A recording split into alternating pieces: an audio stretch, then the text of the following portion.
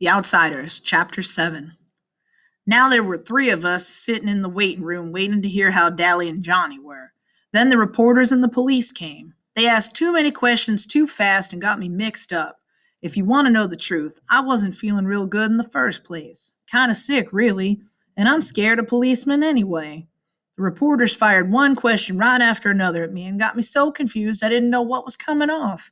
Derry finally told them I wasn't in any shape to be yelled at so much, and they slowed down a little. Derry's kind of big. Soda Pop kept them in stitches. He'd grab one guy's press hat and another guy's camera and walk around interviewing the nurses and mimicking TV reporters. He tried to lift a policeman's gun and grinned so crazily when he was caught that the policeman had to grin too. Soda can make anyone grin. I managed to get hold of some hair grease and comb my hair back so that it looked a little better before they got any pictures. I'd die if I got my picture in the paper with my hair looking so lousy. Derry and Soda Pop were in the pictures too. Jerry Wood told me that if Soda Pop and Derry had been so good looking, they wouldn't have taken so many. That was public appeal, he said. Soda was really getting a kick out of all this. I guess he would have enjoyed it more if it hadn't been so serious, but he couldn't resist anything that caused that much excitement. I swear, sometimes he reminds me of a colt, a long-legged Palomino colt that has to get his nose into everything. The reporter stared at him admiringly.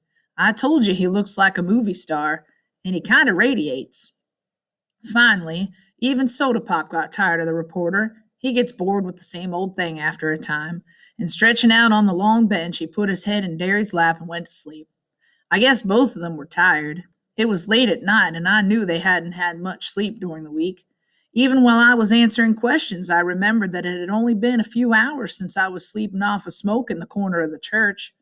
Already it was an unreal dream, and yet at the same time I couldn't have imagined any other world.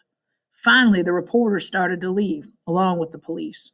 One of them turned and asked, "What would you do right now if you could do anything you wanted?" I looked at him tiredly. Take a bath. They thought that was pretty funny, but I meant it. I felt lousy. The hospital got real quiet after they left. The only noise was the nurse's soft footsteps and Soda's light breathing. Derry looked down at him and grinned half-heartedly. "He didn't get much sleep this week," he said softly. "He hardly slept at all." Soda said drowsily. "You didn't either." The nurses wouldn't tell us anything about Johnny and Dally, so Derry got hold of the doctor. The doctor told us that he would talk only to the family, but Derry finally got it through the guy's head that we were about as much family as Dally and Johnny had. Dally would be okay after 2 or 3 days in the hospital, he said. One arm was badly burned and would be scarred for the rest of his life, but he would have full use of it in a couple of weeks. Dally'll be okay, I thought. Dallas is always okay. He could take anything. It was Johnny I was worried about. He was in critical condition. His back had been broken when that piece of timber fell on him. He was in severe shock and suffering from third-degree burns. They were doing everything they could to ease the pain, although since his back was broken, he couldn't even feel the burns below his waist. He kept calling for Dallas and Ponyboy. If he lived. If?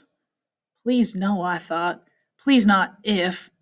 The blood was draining from my face, and Derry put an arm across my shoulder and squeezed hard. Even if he lived, he'd be crippled for the rest of his life. "You wanted it straight, and you got it straight," the doctor said. "Now go home and get some rest." I was trembling. A pain was growing in my throat, and I wanted to cry, but greasers don't cry in front of strangers. Some of us never cry at all, like Dally and Two-Bit and Tim Shepard. They forgot how at an early age. Johnny, crippled for life. I'm dreaming, I thought in panic. I'm dreaming. I'll wake up at home or in the church, and everything will be like it used to be. But I didn't believe myself. Even if Johnny did live, he'd be crippled and never play football or help us out in a rumble again. He'd have to stay in that house he hated, where he wasn't wanted, and things could never be like they used to be. I didn't trust myself to speak. If I said one word, the hard knot in my throat would swell and I'd be crying in spite of myself. I took a deep breath and kept my mouth shut. Soda was awake by then, and although he looked stony-faced, as if he hadn't heard a word the doctor had said, his eyes were bleak and stunned. Serious reality has a hard time coming through to Soda, but when it does, it hits him hard. He looked like I felt when I had seen that black-haired socialite doubled up and still in the moonlight. Derry was rubbing the back of my head softly. We'd better go home. We can't do anything here. In our Ford, I was suddenly overcome by sleepiness. I leaned back and closed my eyes, and we were home before I knew it. Soda was shaking me gently. Hey, pony boy, wake up. You still got to get to the house. I said sleepily and lay down in the seat. I couldn't have gotten up to save my life. I could hear Soda and Derry, but as if from a great distance. Oh, come on, pony boy, Soda pleaded, shaking me a little harder. We're sleepy too. I guess Derry was tired of fooling around because he picked me up and carried me in. He's getting mighty big to be carried, Soda said. I wanted to tell him to shut up and let me sleep, but I only yawned. He sure lost a lot of weight, Derry said. I thought sleepily that I should at least pull off my shoes, but I didn't. I went to sleep the minute Derry tossed me on the bed. I'd forgotten how soft a bed really was. I was the first one up the next morning. Soda must have pulled my shoes and shirt off for me. I was still wearing my jeans. He must have been too sleepy to undress himself, though. He lay stretched out beside me, fully clothed. I wiggled out from under his arm and pulled the blanket up over him, then went to take a shower. Asleep, he looked a lot younger than going on 17, but I had noticed that Johnny looked younger when he was asleep, too, so I figured everyone did. Maybe people are younger when they are asleep.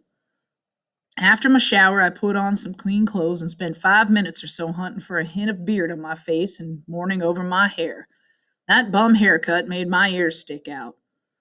Derry was still asleep when I went into the kitchen to fix breakfast. The first one up has to fix breakfast, and the other two do the dishes. That's the rule around our house, and usually it's Derry who fixes breakfast, and me and Soda who are left with the dishes. I hunted through the icebox and found some eggs. We all like our eggs done differently. I like them hard, Derry likes them in a bacon and tomato sandwich, and Soda Pop eats his with grape jelly. All three of us like chocolate cake for breakfast. Mom had never allowed it with ham and eggs, but Derry let Soda and me talk him into it. We really didn't have to twist his arm. Derry loves chocolate cake as much as we do. Soda Pop always makes sure there's some in the icebox every night, and if there isn't, he cooks one up real quick. I like Derry's cakes better. Soda Pop always puts too much sugar in the icing. I don't see how he stands jelly and eggs and chocolate cake all at once, but he seems to like it. Derry drinks black coffee, and Soda and I drink chocolate milk. We could have coffee if we wanted it, but we like chocolate milk.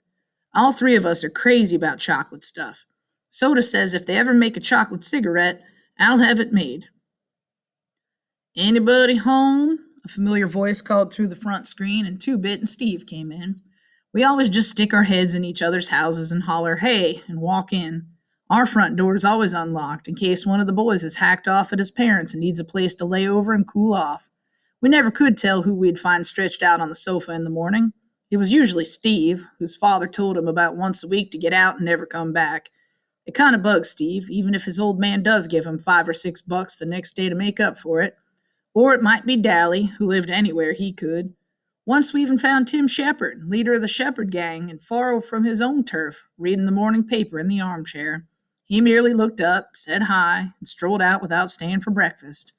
Two-Bit's mother warned us about burglars, but Derry, flexing his muscles so that they bulged like oversized baseballs, drawled that he wasn't afraid of any burglars and that we didn't have anything worth taking. He'd risk a robbery, he said, if it meant keeping one of the boys from blowing up and robbing a gas station or something, so the door was never locked. In here, I yelled, forgetting that Derry and Soda Pop were still asleep. Don't slam the door.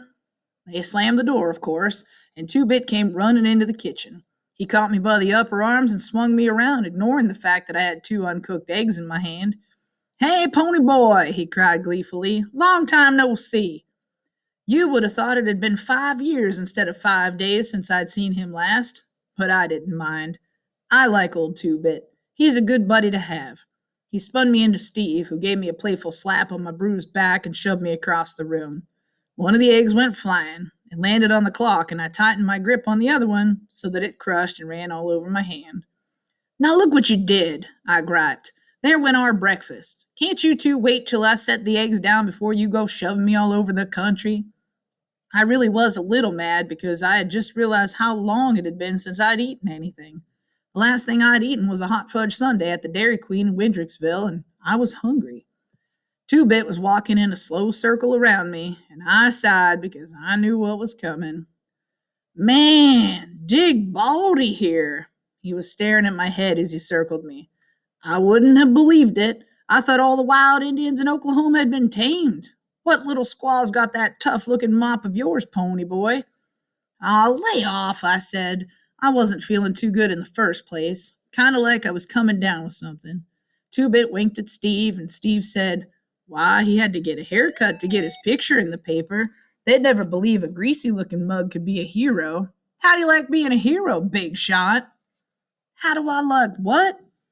Being a hero, you know. He shoved the morning paper at me impatiently, like a big shot even. I stared at the newspaper. On the front page of the second section was the headline, Juvenile Delinquents Turn Heroes. What I like is the turn bit, Two Bit said, cleaning the egg up off the floor. Y'all were heroes from the beginning. You just didn't turn all of a sudden. I hardly heard him. I was reading the paper. That whole page was covered with stories about us. The fight, the murder, the church burning, the socials being drunk, everything. My picture was there with Derry and Soda Pop. The article told how Johnny and I had risked our lives saving those little kids, and there was a comment from one of the parents who said that they would all have burned to death if it hadn't been for us. It told the whole story of our fight with the Socs, only they didn't say Socs because most grown-ups don't know about the battles that go on between us. They had interviewed Cherry Valance, and she said Bob had been drunk and that the boys had been looking for a fight when they took her home. Bob had told her he'd fix us for picking up his girl. His buddy, Randy Anderson, who helped lump us, also said it was their fault and that we'd only fought back in self-defense. But they were charging Johnny with manslaughter. Then I discovered I was supposed to appear at juvenile court for running away. And Johnny was too, if he recovered. Not if, I thought again. Why do they keep saying if? For once, there weren't any charges against Dally, and I knew he'd be mad because the paper made him out a hero for saving Johnny and didn't say much about his police record, which he was kind of proud of. He'd kill those reporters if he got a hold of them. There was another column about just Derry and Soda and me. How Derry worked on 2 jobs at once and made good at both of them, and about his outstanding record at school. It mentioned Soda Pop dropping out of school so we could stay together, and that I made the honor roll at school all the time and might be a future track star. Oh yeah, I forgot. I'm on the A squad track team, the youngest one. I'm a good runner. Then it said we shouldn't be separated after we had worked so hard to stay together. The meaning of that last line finally hit me. You mean, I swallowed hard, that they're thinking about putting me and Soda in a boys' home or something? Steve was carefully combing back his hair in complicated swirls. Something like that. I sat down in a daze. We couldn't get hauled off now, not after me and Derry had finally got through to each other, and now that the big rumble was coming up and we would settle this Soch greaser thing once and for all. Not now, when Johnny needed us and Dally was still in the hospital and wouldn't be out for the rumble. No, I said out loud, and Two Bit, who was scraping the egg off the clock, turned to stare at me. No what? No, they ain't going to put us in a boys' home. Don't worry about it, Steve said, cocksure that he and Soda Pop could handle anything that came up. They don't do things like that to heroes. Where are Soda and Superman? That was as far as he got because Derry, shaved and dressed, came in behind Steve and lifted him up off the floor, then dropped him. We all called Derry Superman or Muscles at one time or another, but one time Steve made the mistake of referring to him as all brawn and no brain. Derry almost shattered Steve's jaw. Steve didn't call him that again, but Derry never forgave him. Derry has never really gotten over not going to college. That was the only time I've ever seen Soda mad at Steve. Although Soda attaches no importance to education, school bored him, no action. Soda came running in. Where's that blue shirt I washed yesterday? He took a swig of chocolate milk out of the container. Hate to tell you, buddy, Steve said, still flat on the floor, but you have to wear clothes to work. There's a law or something. Oh, yeah, Soda said. Wear those wheat jeans, too. I ironed. They're in my closet, Derry said. Hurry up, you're going to be late. Soda ran back muttering, I'm hurrying. Steve followed him, and in a second there was a general racket of a pillow fight. I absent-mindedly watched Derry as he searched the icebox for chocolate cake. Derry, I said suddenly, did you know about the juvenile court? Without turning to look at me, he said evenly, yeah, the cops told me last night. I knew then that he realized we might get separated. I didn't want to worry him anymore, but I said, I had one of those dreams last night, the one I can't ever remember. Derry spun around to face me, genuine fear in his face. What? I had a nightmare the night of Mom and Dad's funeral. I'd had nightmares and wild dreams every once in a while when I was little, but nothing like this one. I woke up screaming bloody murder, and I never could remember what it was that had scared me. It scared Soda Pop and Derry almost as bad as it scared me. For night after night, for weeks on end, I would dream this dream and wake up in a cold sweat or screaming, and I never could remember exactly what happened in it. Soda began sleeping with me, and it stopped recurring so often, but it happened often enough for Derry to take me to a doctor. The doctor said I had too much imagination. He had a simple cure, too: study harder, read more, draw more, and play football more. After a hard game of football and 4 or 5 hours of reading, I was too exhausted mentally and physically to dream anything. But Derry never got over it, and every once in a while he would ask me if I ever dreamed anymore. Was it very bad? Two-Bit questioned. He knew the whole story, and having never dreamed about anything but blondes, he was interested. No, I lied. I had awakened in a cold sweat and shivering, but Soda was dead to the world. I had just wiggled closer to him and stayed awake for a couple of hours, trembling under his arm. That dream always scared the heck out of me. Derry started to say something, but before he could begin, Soda Pop and Steve came in. You know what? Soda Pop said to no one in particular. When we stomp the So She's Good, me and Stevie here are going to throw a big party, and everybody can get stoned. Then we'll go chase the Socias clear to Mexico. Where you going to get the dough, little man? Derry had found the cake and was handing out pieces. I'll think of something, Soda Pop assured him between bites. You going to take Sandy to the party? I asked, just to be saying something. Instant silence. I looked around. What's the deal? Soda Pop was staring at his feet, but his ears were reddening. No, she went to live with her grandmother in Florida. How come? Look, Steve said, surprisingly angry. Does he have to draw you a picture? It was either that or get married, and her parents almost hit the roof at the idea of her marrying a 16-year-old kid. 17, Soda said softly. I'll be 17 in a couple of weeks. Oh, I said, embarrassed. Soda was no innocent. I had been in on bull sessions, and his bragging was as loud as anyone's, but never about Sandy. Not ever about Sandy. I remembered how her blue eyes had glowed when she looked at him, and I was sorry for her. There was a heavy silence.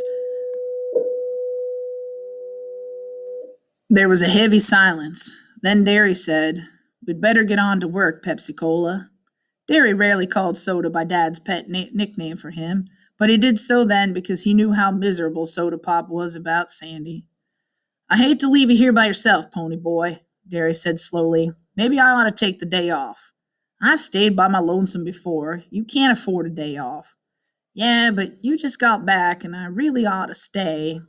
I'll babysit him, Two-Bit said, ducking as I took a swing at him. I haven't got anything better to do.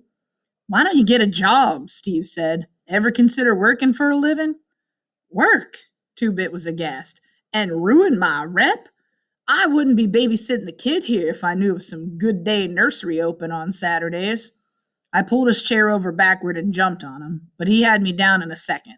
I was kind of short on wind. I've got to cut out smoking or I won't make track next year. Holler, uncle. Nope, I said, struggling, but I didn't have my usual strength. Derry was pulling on his jacket. You two do up the dishes. You can go to the movies if you want to before you go see Dally and Johnny.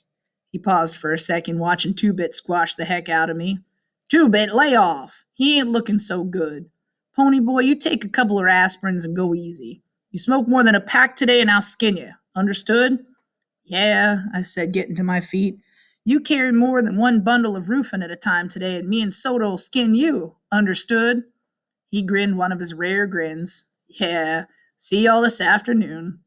Bye, I said. I heard our Fords vroom and thought, Soda's driving, and they left. Anyway, I was walking around downtown and started to take this shortcut through an alley. Two Bit was telling me about one of his many exploits while we did the dishes. While I did the dishes. He was sitting on the cabinet sharpening that black handled switchblade he was so proud of. And I ran into three guys. I says, howdy, and they just look at each other. Then one says, we would jump you, but since you're as slick as us, we figure you don't have nothing worth taking. I says, buddy, that's the truth, and went right on. Moral? What's the safest thing to be when one is met by a gang of social outcasts in an alley? A judo expert? I suggested. No, another social outcast. Two Bit yelped and nearly fell off the cabinet from laughing so hard. I had to grin too. He saw things straight and made them into something funny. We're going to clean up the house, I said. The reporters or police or somebody might come by. And anyway, it's time for those guys from the state to come by and check up on us. This house ain't messy. You ought to see my house. I have. And if you had the sense of a billy goat, you'd try to help around your place instead of bumming around. Shoot, kid, if I ever did that, my mom would die of shock. I liked Two Bit's mother. She had the same good humor and easygoing ways that he did. She wasn't lazy like him, but she let him get away with murder. I don't know, though. It's just about impossible to get mad at him. When we had finished, I pulled on Dally's brown leather jacket. The back was burned black, and we started for 10th Street. I would drive us, Two Bit said as he walked up the street trying to thumb a ride, but the brakes are out on my car. Almost killed me and Kathy the other night. He flipped the collar of his black leather jacket up to serve as a windbreak while he lit a cigarette. You ought to see Kathy's brother. Now there's a hood. He's so greasy he glides when he walks. He goes to the barber for an oil change, not a haircut. I would have laughed, but I had a terrible headache. We stopped at the Tasty Freeze to buy Cokes and rest up, and the blue Mustang that had been trailing us for 8 blocks pulled in. I almost decided to run, and Two Bit must have guessed this, for he shook his head ever so slightly and tossed me a cigarette. As I lit up, the socias who had jumped Johnny and me at the park hopped out of the Mustang. I recognized Randy Anderson, Marcia's boyfriend, and the tall guy that almost drowned me. I hated them. It was their fault Bob was dead. Their fault Johnny was dying. Their fault Soda and I might get put in a boys' home. I hated them as bitterly and contemptuously as Dally Winston hated. Two Bit put an elbow on my shoulder and leaned against me, dragging on his cigarette. You know the rules. No jazz before the rumble, he said to the socias. We know, Randy said. He looked at me. Come here. I want to talk to you.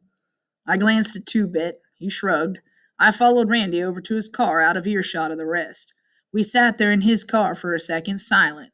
Golly, that was the toughest car I'd ever been in. I read about you in the paper, Randy finally said. How come? I don't know. Maybe I felt like playing hero. I wouldn't have. I would have let those kids burn to death. You might not have. You might have done the same thing. Randy pulled out a cigarette and pressed in the car lighter.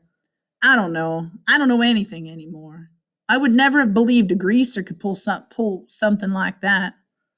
Greaser didn't have anything to do with it.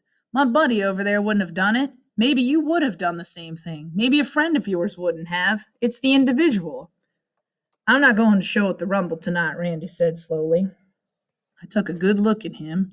He was 17 or so, but he was already old, like Dallas was old. Cherry had said her friends were too cool to feel anything, and yet she could remember watching sunsets. Randy was supposed to be too cool to feel anything, and yet there was a pain in his eyes. I'm sick of all this, sick and tired. Bob was a good guy. He was the best buddy a guy ever had. He was a good fighter and tough and everything, but he was a real person, too. You dig? I nodded. He's dead. His mother has had a nervous breakdown. They spoiled him rotten. Most parents would be proud of a kid like that, good looking and smart and everything, but they give in to him all the time. He kept trying to make someone say no, and they never did. They never did. That was what he wanted, for somebody to tell him no, to have somebody lay down the law, set the limits, give him something solid to stand on. That's what we all want, really. One time, Randy tried to grin, but I could tell he was close to tears. One time, he came home drunker than anything. He thought sure they were going to raise the roof. You know what they did? They thought it was something they'd done. They thought it was their fault, that they'd failed him and driven him to it or something. They took all the blame and didn't do anything to him. If his old man had just belted him just once, he might still be alive. I don't know why I'm telling you this. I couldn't tell anyone else. My friends, they'd think I was off my rocker or turning soft. Maybe I am. I just know that I'm sick of this whole mess. That kid, your buddy, the one that got burned, he might die? Yeah, I said, trying not to think about Johnny. And tonight, people get hurt in rumbles, maybe killed. I'm sick of it because it doesn't do any good. You can't win. You know that, don't you? And when I remained silent, he went on.